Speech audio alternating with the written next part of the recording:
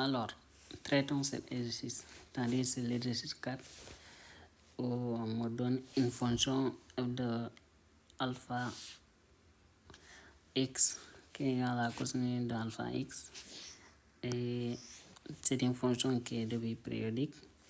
Alpha est dans R privé de Z.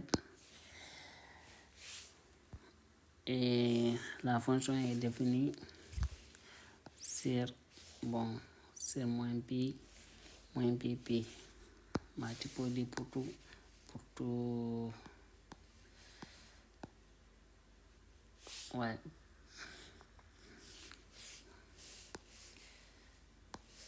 On peut dire pour tout x qui est dans moins pi pi. F de alpha x c'est égal à cosinus de alpha x. Maintenant, on nous demande de calculer la série de Fourier de f en déduire pour tout t qui est dans R privé de pi z, cotangent de pi, cotangent de t c'est égal à 1 sur t plus 2t, somme de ça. Et après, montrer alors pour tout t qui est dans l'intervalle moins pi pi, sinus de alpha, soit sinus de t c'est égal à t, produit de i allant de 1 jusqu'à plus l'infini, de moins 1 moins t au carré sur n au carré pi carré. Et la dernière question, c'est pour t qui est différent de 0 et qu'il est dans l'ensemble, qu'il est dans l'intervalle moins pi pi, on nous dit de montrer cette égalité. C'est-à-dire 1 sur sinus carré de t c'est égal à somme de moins l'infini à plus l'infini de 1 sur t moins n pi tout au carré. Bon, ok, c'est ça qu'on va essayer de faire. C'est-à-dire on va essayer de faire la... Bon, on va répondre toutes les questions. Mais là, on va commencer par la question 1. Maintenant, calculer les coefficients de la série de Fourier de f. Donc, qu'est-ce qu'on va faire? On commence.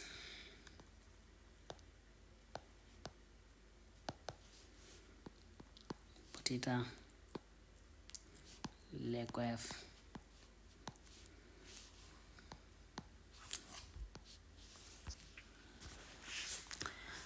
Ok. Maintenant, pour calculer les coefficients de la série, je rappelle les coefficients de la série. Bon, d'abord, avant tout, je rappelle la série.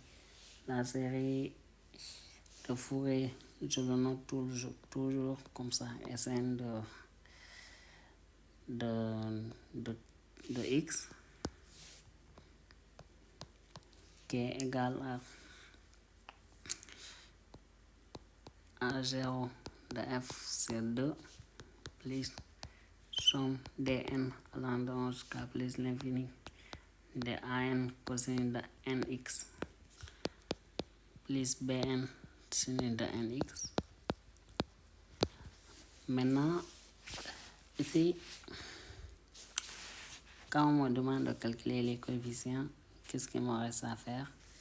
C'est de calculer A0, calculer AN et calculer BN. Ici, on calcule A0 et ici, c'est pour N qui est supérieur ou égal à 1. Et là, c'est BN qui est pour N supérieur ou égal à 1. Et comme je le dis toujours, B0 de F, c'est toujours égal à 0. Ne vous fatiguez même pas, ne le calculez même pas. Et maintenant, il nous reste à calculer A0, AN de F et BN de F. Ok, donc c'est ça qu'on nous demande. C'est ça qu'on nous demande de calculer. Maintenant, comment on va faire? Là, il faut se rappeler de la fonction alpha x, c'est égal à cosine de alpha x. Et donc, qu'est-ce que je vais faire? Je vais juste essayer d'étudier la parité de la fonction. C'est-à-dire si la fonction elle est paire ou elle est impaire. Maintenant, si elle est paire, il faut que je déduis quelque chose. S'il est impair aussi, c'est pareil. Donc ici, c'est cosinus de moins alpha x qui est égal à cosinus de alpha x. Et ça, c'est égal à f de alpha x. Donc, f de alpha est pair. Alors, Bn de f, c'est égal à 0, quel que soit n. Donc, c'est fini. Maintenant, il nous reste à calculer bon, AN et A0. Bon, commençons par AN. AN de f, c'est égal à 2 sur 2 pi, intégrale de moins pi à pi.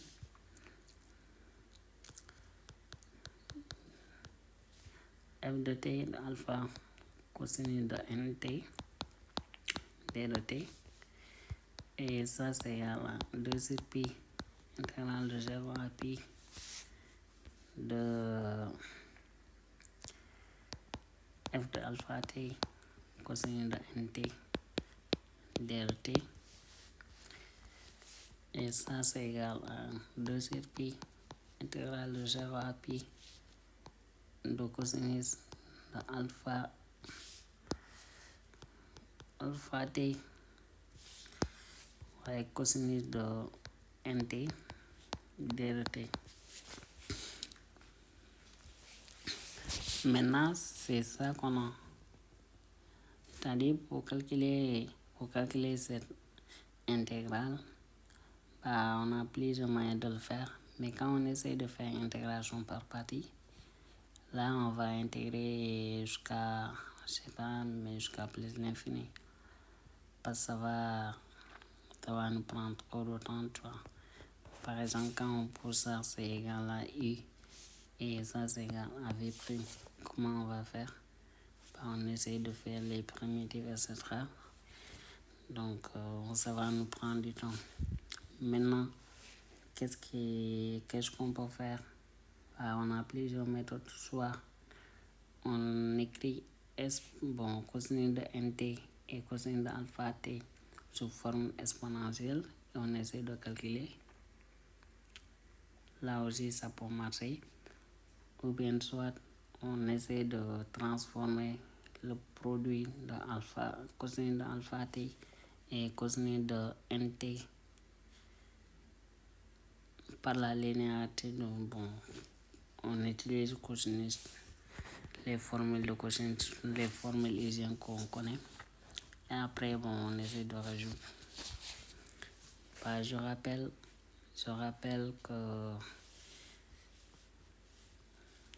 cosinus de A plus B, c'est égal à combien? C'est égal à cosinus de A, cosinus de B, moins sinus de A, sinus de B. On est d'accord? Et là, je reconnais ça, vous voyez. Mais je sais, je peux intégrer ça facilement. Parce que c'est cosinus cosinus de G de X. Ça, c'est facile à intégrer.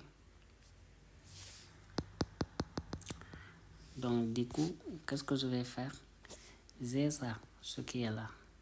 Maintenant, pour obtenir ça en fonction de cosinus de alpha, cosinus de A plus B, qu'est-ce que je peux faire?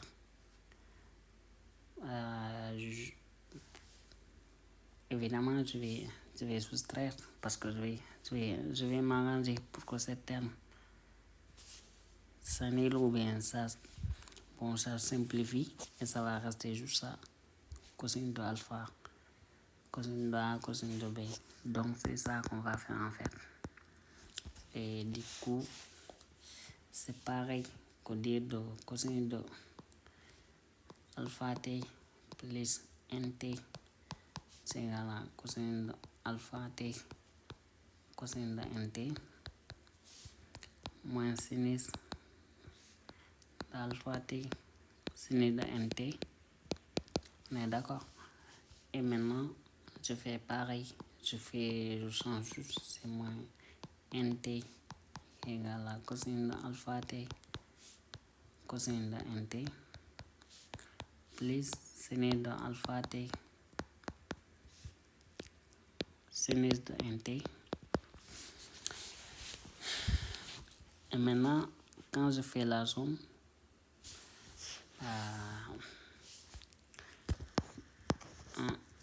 2 1 plus 2 donne quoi? 1 plus 2, ça me donne juste ça. Tandis cosine de alpha t plus nt cosine plus cosine de alpha t moins nt égale à 2 fois cosine de alpha t cosine de nt. C'est pareil. Donc, je vais obtenir 2 fois cosine de alpha t cosine de nt. Que ça me donne cosine de alpha t plus nt plus cosine de alpha t moins nt. On est d'accord? Et là, c'est égal à combien?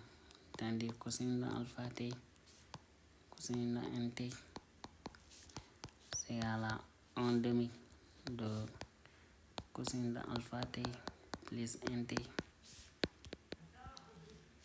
plus cosine de alpha t moins nt. Maintenant, c'est ça que je vais remplacer.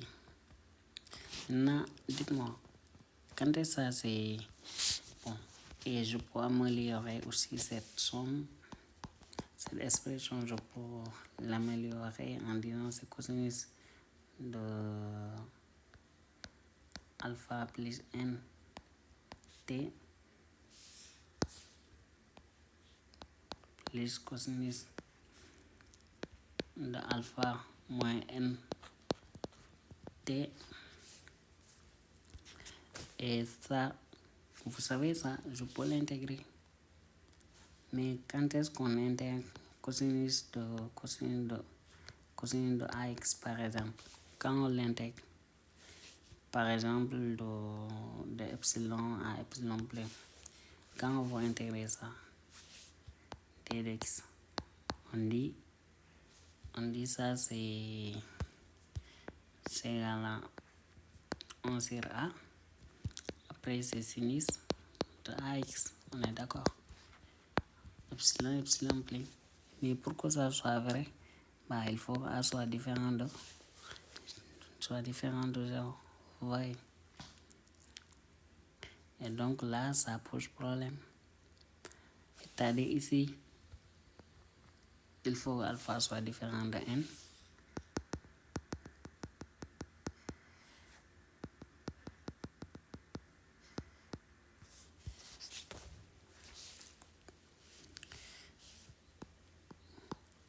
Il faut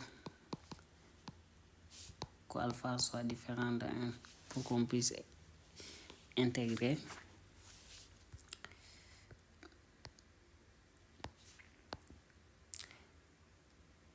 Mais heureusement,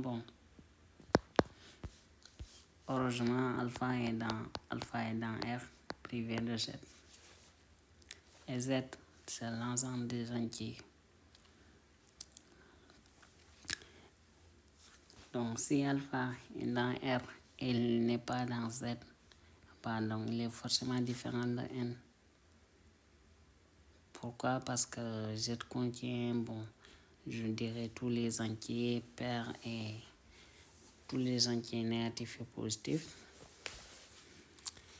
Et R contient tout le monde, mais quand même, quand on exclut tous les entiers, ça va. Ouais. Donc forcément, alpha moins n est différent de 0. Et donc quand c'est différent de 0, on peut intégrer sans problème. Donc c'est ça en fait que je voulais rappeler. Et maintenant, je remplace cosinus de alpha t, cosinus de alpha t nt par sa valeur et bon, c'est l'intégrale. Donc AN c'est égal à ça. Donc je vais remplacer.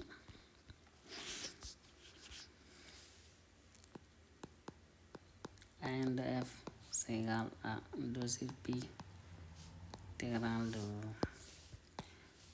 0 à pi de 1 demi cosinus de alpha plus n t plus cosinus de alpha moins n t d de t. Et ça c'est égal à 1 sur pi intégrale de 0 à pi de cosinus de alpha plus n t d de t plus 1 sur pi intégrale de 0 à pi de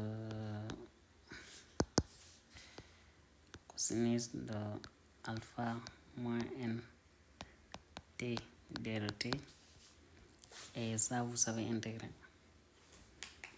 Donc c'est-à-dire ça me donne combien? Ça me donne 1 sur pi intégrale de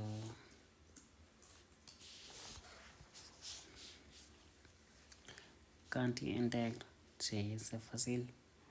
Et après tu remplaces, donc tu auras 1 sur plus c'est alpha plus n fois sinus de alpha plus n pi. Donc le pi il est à l'intérieur, n'oubliez pas. C'est 1 sur alpha moins n sinus de alpha moins n pi. Et ça c'est égal à combien? 1 sur pi 1 sur pi alpha carré moins n au carré moins 1 la puissance n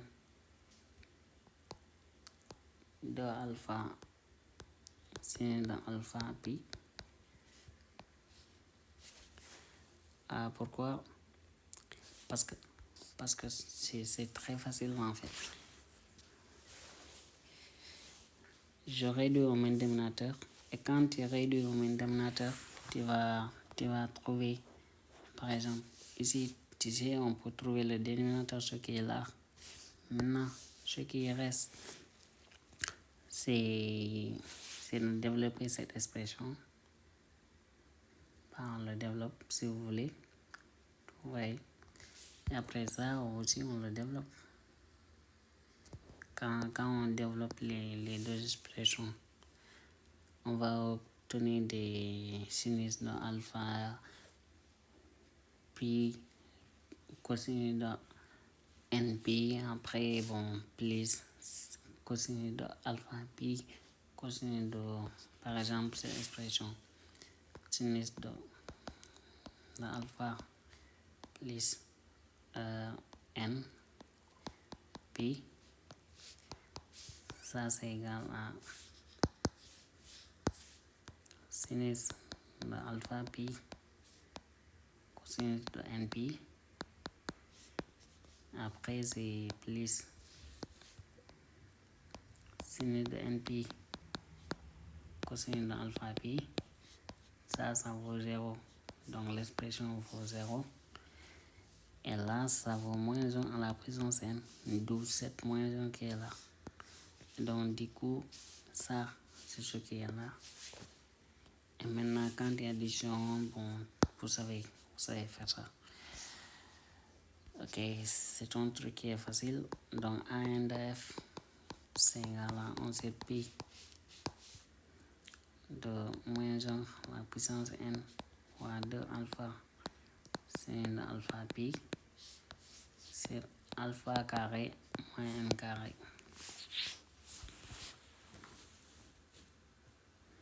Donc c'est ça qu'on a trouvé. Et n'oubliez pas, ça c'est pour tout n. Pour tout n qui est dans grand n. Ça c'est vrai. Donc, ouais, ça c'est pour tout n. Maintenant, pour A0 de f, c'est très facile. Je remplace n par 0 et je trouve le résultat. Ici, je remplace par 0. Je remplace par 0. Et j'essaie de trouver.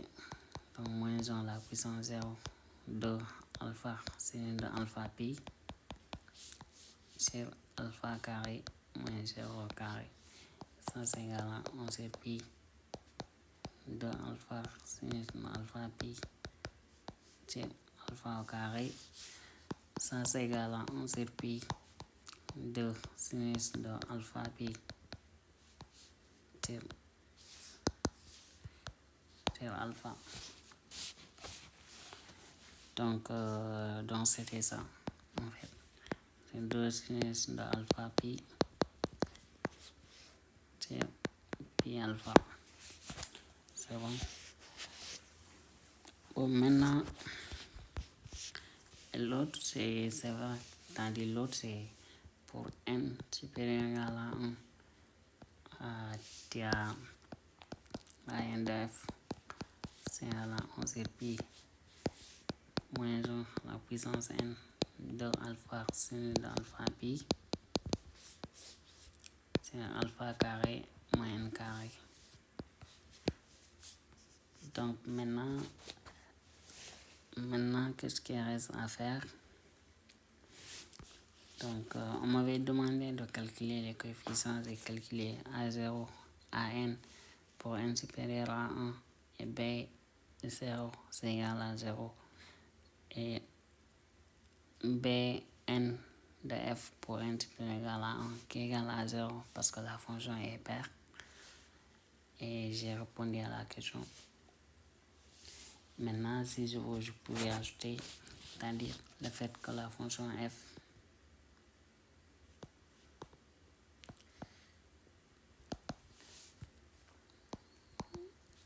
alpha est continue par morceau et de classe C1.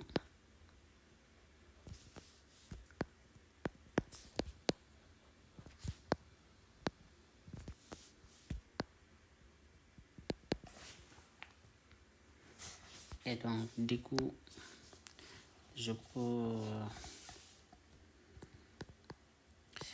peux dire que la série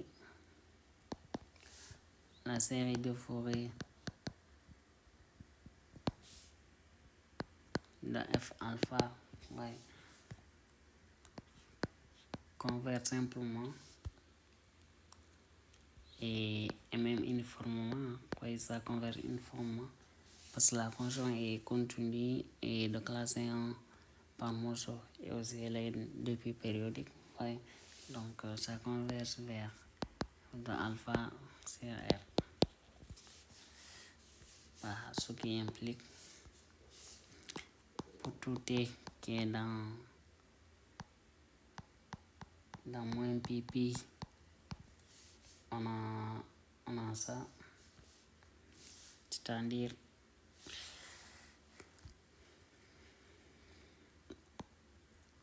cotangent de alpha, bon, cosinus de alpha t c'est égal à sinus de alpha t sur alpha pi. Vous vous rappelez, ça c'était A0 sur 2, A0 df sur 2. Donc c'était ça en fait.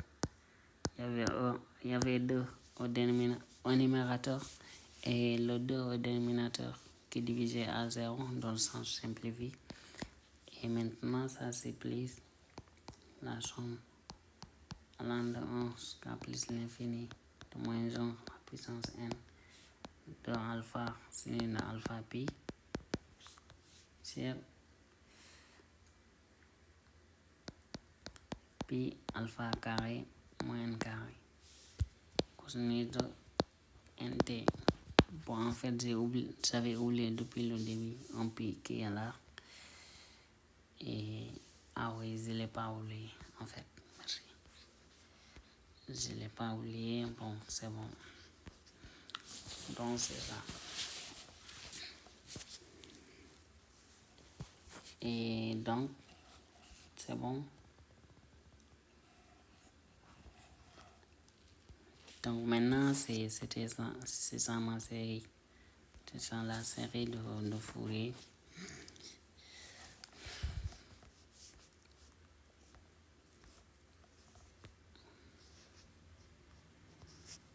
Donc maintenant, quand je prends T, par exemple, supposons T c'est égal à pi. Voilà, donc j'obtiens combien? Cosine de alpha pi, c'est égal à sinus de alpha pi sur alpha pi, plus somme dn allant de 1 jusqu'à plus l'infini, moins 1 à la puissance n sur pi,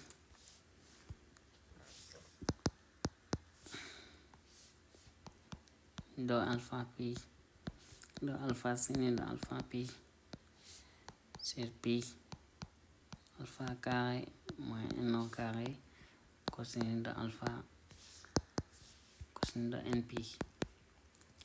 Et ça, c'est moins 1 à la puissance n. Bah, donc, je peux l'effacer. Je dis c'est moins 1 à la puissance n. Donc, ça me donne combien? Cosinus de alpha pi, c'est égal à sinus de alpha pi sur alpha pi plus somme tn allant de 1 jusqu'à plus l'infini. Moins 1 à la puissance n fois moins 1 à la puissance n, c'est égal à 1. Parce que c'est égal à moins 1 à la puissance 2n qui est égal à 1. Et du coup, c'est 2 alpha, sinus de alpha pi sur pi alpha carré moins n au carré. Maintenant, ici, quand je divise partout par sinus alpha pi, donc j'aurai cosinus de alpha pi sur sinus de alpha pi, c'est égal à... Je peux diviser partout par sin d'alpha pi, parce que sin d'alpha pi est différent de 0. Donc c'est alpha pi plus somme dn allant de 1 jusqu'à plus l'infini, le deuxième alpha, sur pi méthode. C'est ça. Donc, avec alpha qui est dans R privé de Z.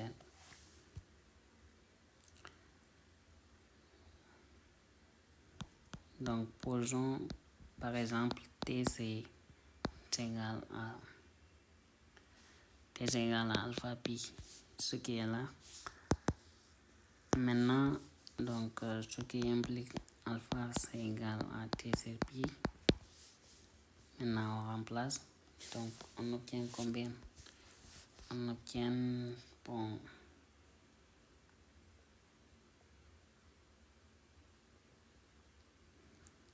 après on obtient, je remplace juste alpha par T sur pi. Donc, j'obtiens cosinus de T sur sinus de T égal à 1 sur T plus somme n allant de 1 jusqu'à plus l'infini de 2 T sur T carré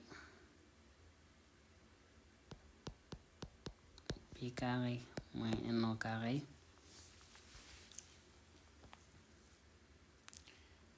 Et ça, je réduis au même dénominateur. Quand je réduis au même dénominateur, parce que là c'est sur pi, j'ai oublié ce pi là, on multiplie avec ce pi là. Donc ça c'est coton de T qui est égal à 1 sur T plus somme n allant de 1 jusqu'à plus l'infini de 2 sur T pi au carré facteur de t pi carré moins n carré et cotant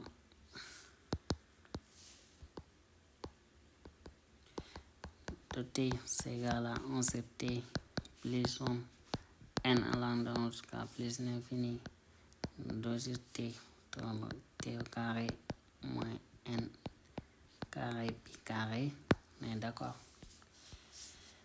Et c'est ça que j'obtiens. Maintenant, on pourra répondre à la question B. Maintenant, question B, qu'est-ce qu'on nous avait dit? Question B, c'était de... question B, c'est ça qu'on a répondu ici. Bon, ce qui est là.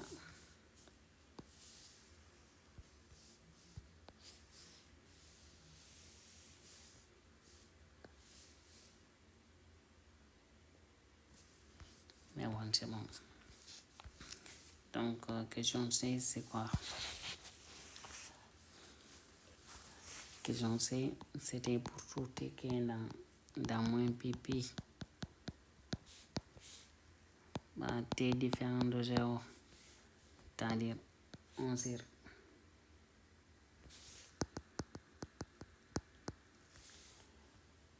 donc c'est sinus de t égale à t et allant de 1 à plus l'infini de 1 moins t carré sur n au carré pi carré. Donc c'est ça qu'on m'a donné, qu'on m'a demandé de montrer. Maintenant, qu'est-ce qu'on va faire? Allez, dites-moi.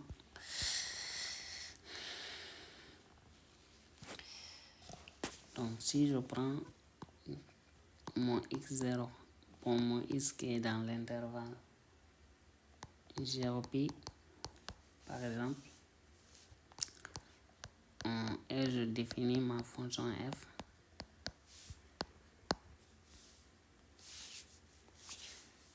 c'est-à-dire qui va de 0x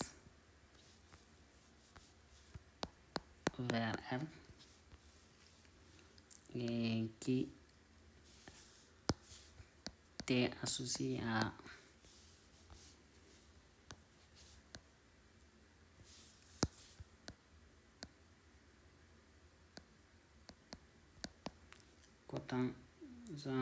cotangent de t moins 1 sur t si t est différent de 0 et 0 sinon. C'est-à-dire 0 si t égale à 0.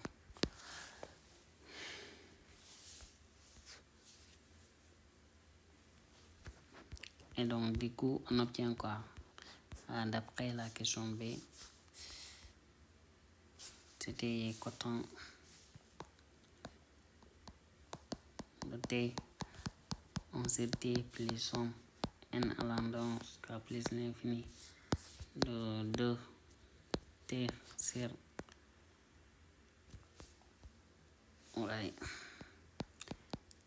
t carré moins n carré pi carré. Et maintenant ça c'est équivalent à dire cotant de t moins 1 sur t c'est égal à cette somme qui est là.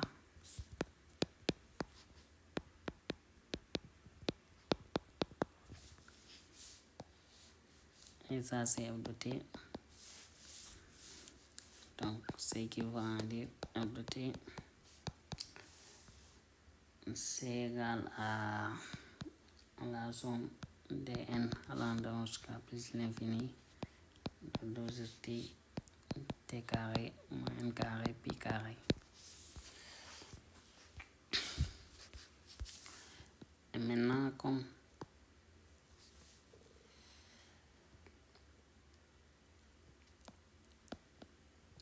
cette série de fonctions, bien sûr, c'est une série de fonctions. Pourquoi? Parce que si c'était n, C'est comme si je pouvais dire c'est égal à la somme des Fn. Avec Fn de t, c'est tout ce qui est là, vous voyez. Et donc, du coup, c'est ce qui est là, c'est une suite de fonctions. Et la somme, c'est une série de fonctions.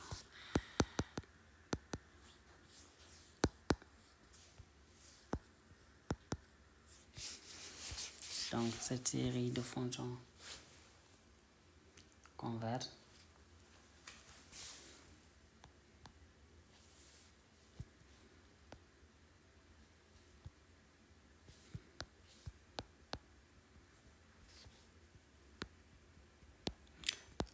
normalement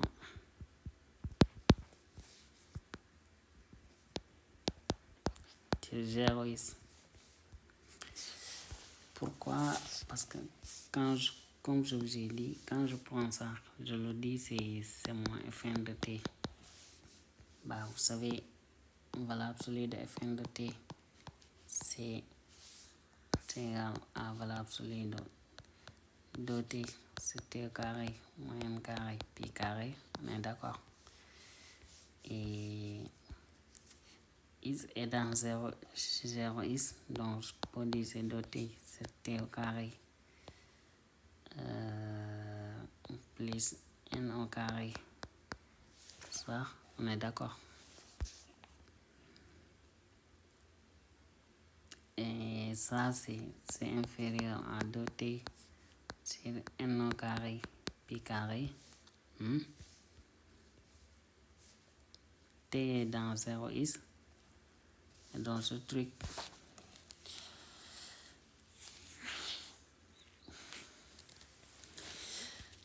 je peux dire c'est inférieur à 2x sur n au carré pi carré. Et donc, la norme Fn, c'est l'intervalle 0x, c'est inférieur à 2x sur n carré pi carré. Or, ça, c'est le thème général d'une série convergente, c'est-à-dire la série 2x sur n carré pi carré ainsi égal à 1. Je peux dire c'est égal à 2x. La somme ne dépend pas de x et de pi carré, donc je peux les sortir. Et donc, du coup, c'est égal à 1 sur n. Et ça, vous savez, c'est une série convergente. Et de la même, c'est égal à pi carré sur 6. Vous savez ça? Parce qu'on a fait un exercice sur ça. Et donc, ça converge. Pourquoi? Parce que d'après Riemann, ton alpha c'est égal à 2 qui est strictement supérieur à 1. Donc, du coup, cette série converge normalement c'est 0x. Bon, son détail, bon, je ne voulais même pas faire là. Il faut qu'on parle vite, sinon on ne va pas terminer.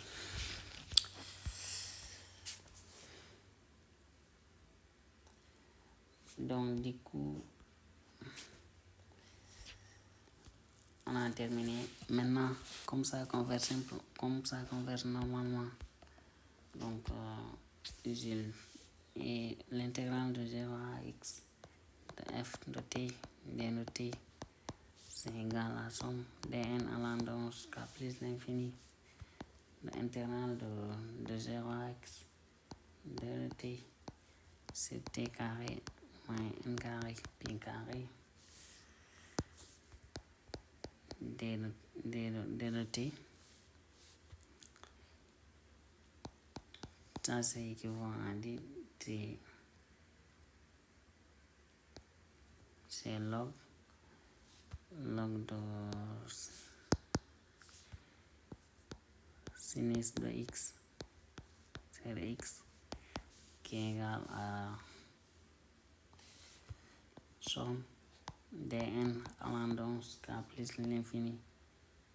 Donc log de 1 moins s carré n carré pi carré. Parce que c'est vraiment des trucs qui sont faciles à faire. Parce que c'est intégré de ça, tu trouves ln et tu pars pour l'autre côté fn de ça qui est égal à ça. Bah, tu intègres, tu trouves l'autre. Donc en gros c'est ça. Et maintenant appliquons exponentielle. C'est-à-dire exponentielle de ce truc. C'est égal à exponentielle de ce truc. Et exponentielle de ln de a, c'est égal à a, on est d'accord. Et exponentielle de somme ln de a, c'est égal à combien? Égal à exponentielle de, par exemple, c'est allant de 1 jusqu'à plus l'infini. Bon, pas plus l'infini, mais n, i, c'est égal au, tandis ça, c'est égal à a1, voyez, plus ln de a2, plus, etc., ln de an. Mais ça, c'est égal à exponentielle de ln de a1 fois a2 fois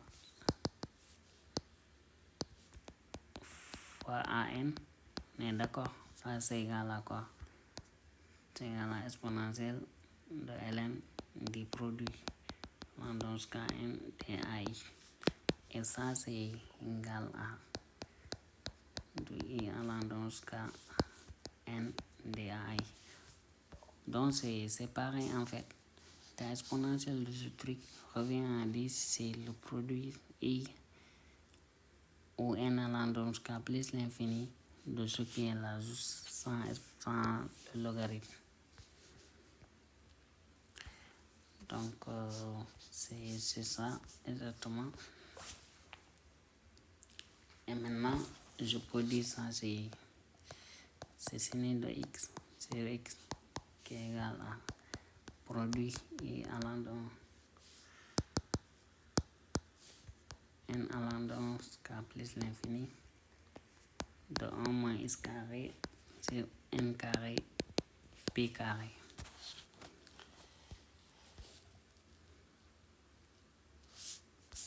Et pour ce qui est dans 0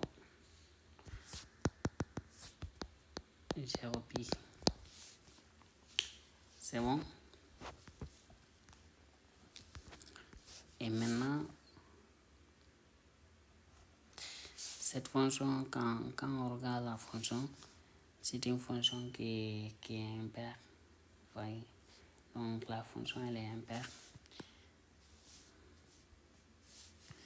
Comme oui, les fonctions sont impaires.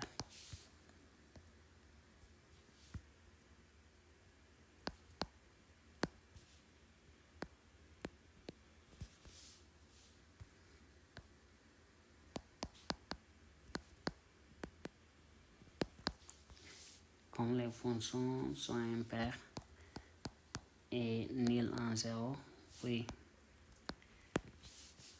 Ben, du coup, on en déduit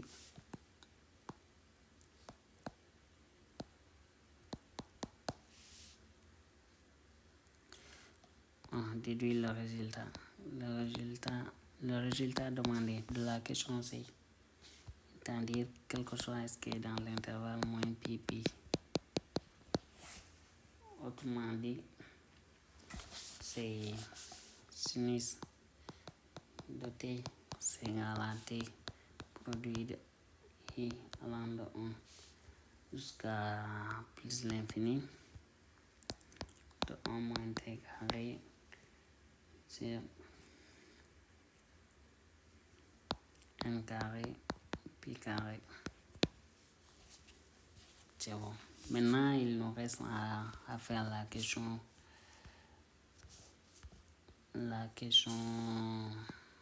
D. C'est-à-dire là, on dit pour tout t qui est dans l'intervalle moins pi t différent de 0, 11 sinus carré de t, c'est égal à somme de moins l'infini plus l'infini de 11 t carré moins np tout au carré. Et là, qu'est-ce qu'on va faire? Là, on sait ça, c'est vrai. 2 sur t. Bon, 2t sur t carré moins n carré pi carré, c'est égal à quelque chose. Par exemple, c'est égal à, d'abord, c'est égal à 2t facteur de, ça c'est a au carré moins b au carré. Donc, c'est t plus n pi facteur de t moins n pi. Donc, ça c'est égal à a sur t plus, si je veux t moins n pi plus b sur t plus n pi. Donc, j'ai 2t sur t au carré moins n carré pi carré, c'est égal à a sur t moins n pi plus b sur t moins n pi, ouais, plus. Maintenant, on essaie de déterminer a et b, soit par identification, j'essaie de réduire un dénominateur, je fais par identification. Mais ce qui est plus facile, c'est de... d'abord, je réécris cette partie. C'est 2t sur t moins np t plus np qui est égal à a sur t moins np plus b sur t plus np. Je fais la décomposition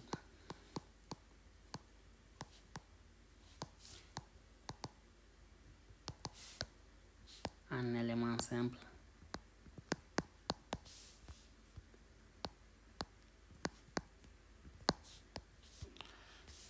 En éléments simples donne quoi?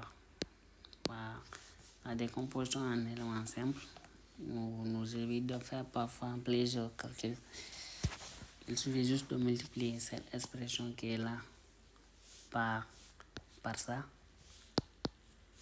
Donc, c'est 2t sur t moins t plus np. C'est t moins np, on est d'accord? C'est-à-dire c'est pour la relation n. Ça, c'est égal à t moins np. C'est t moins np plus b facteur de t moins np sur t plus np. Et ça se simplifie, donc ça va rester 2 sur t plus np qui est égal à a. Ça et ça se simplifie, donc ça va rester a plus b facteur de t moins np sur t plus np. Et j'évalue en t égale à np. Je remplace t par np, donc cette expression, ça va me donner 0. Donc ça va rester juste a qui est égal à, je remplace t par np. np plus np, c'est égal à 2 sur 2. Parce que c'est 2 np, bon, np, c'est égal à 1. Donc a égale à 1 et pareil pour b qui est égal à 1. Donc voyez, la décomposition en éléments simples, c'est un peu plus facile à faire avec l'arithmétique des polynômes. Bon, on s'en sort. Donc du coup, on obtient ça Et donc, je peux dire 2 sur t carré moins n carré pi carré c'est égal à 1 sur t moins np plus 1 sur t plus np. Ce qui implique d sur d de t, 2 sur 2 pi 2t sur 2, bon c'est t au carré, n, ça c'est égal à moins 1 sur t moins np carré moins 1 sur t plus np carré. On est d'accord. Ainsi,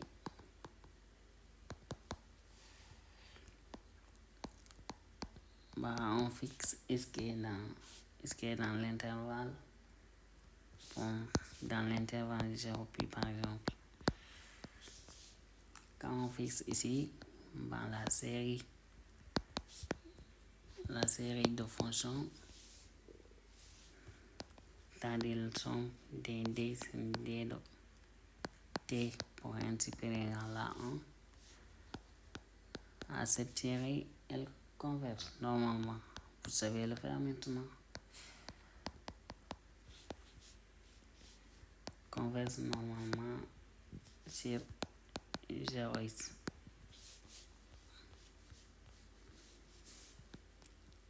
Donc en appliquant aussi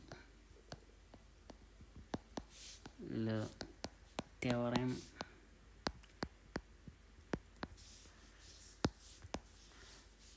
de dérivabilité.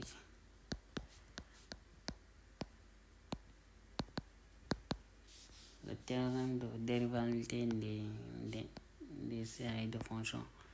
Le théorème de dérivabilité des séries de fonctions nous dit si par exemple ta fonction elle est, parce que pour montrer c'est-à-dire une série de classe C1, c'est-à-dire il faut montrer que le terme général de la suite du terme général, le terme général même est de classe C1. Après, c'est-à-dire les fonctions sont de classe C1. Et après, tu montres que la série converge simplement. Après aussi, tu montres que la série dérivée converge uniformément. Et après, quand les 3 conditions sont réunies, c'est ça en fait. Tu peux faire après tout ce que tu veux. C'est-à-dire tu peux intervenir entre dérivabilité, dérivée et somme. Donc ici, on a déduit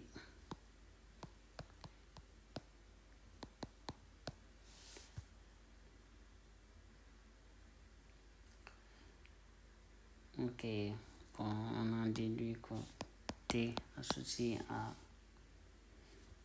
somme n allant de 1 jusqu'à plus l'infini 2 sur t carré moins n au carré pi carré, ça c'est dérivable.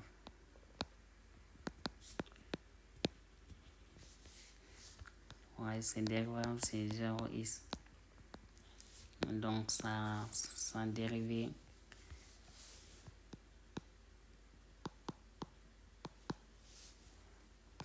est t qui est associé à moins somme n allant de ça qui est dans z étoile.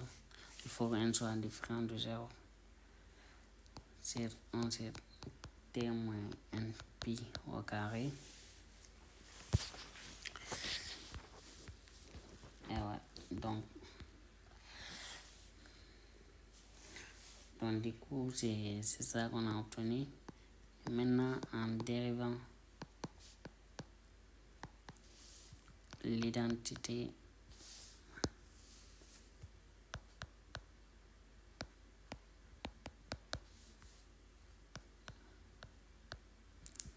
cette identité obtenue c'est dans la question 1. dans question A. Au point X, on déduit que ça c'est... On déduit de ça, c'est-à-dire moins 1 sur sinus carré de X plus 1 sur S carré de X c'est égal à la somme des n qui est dans Z étoile de 1 sur S carré, bon, X moins NP tout au carré, moins, et ça me donne quoi? Ça me donne ça. Maintenant, il faut pas oublier ça, j'ai étudié ça sur l'intervalle 0. Ouais, je l'ai étudié sur l'intervalle 0x. Bien, je peux même le dire sur 0pi. Maintenant, si on l'étudie sur, parce que x est dans l'intervalle 0pi. Maintenant, si c'est pareil sur l'intervalle moins pi 0. Et moins pi 0,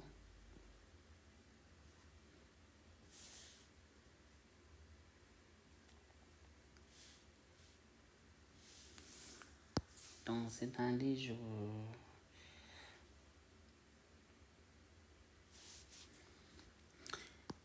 les fonctions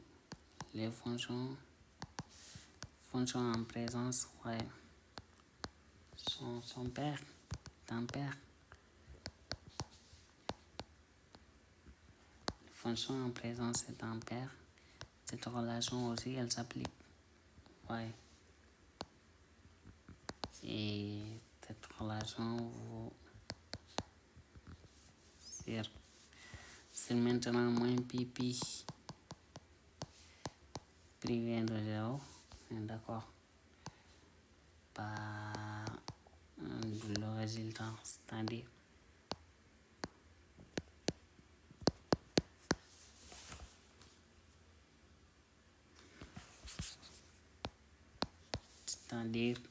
pour tout t qui est dans moins pi t différent de 0, on sinus carré de t c'est égal à la somme tn allant de 1 jusqu'à plus l'infini, de moins l'infini, ouais, plus l'infini de 1 sur t moins n pi au carré. Donc en gros c'était ça. Donc l'exercice était un peu long, mais bon, si vous réussissez à comprendre, c'est tout ce qu'on cherche.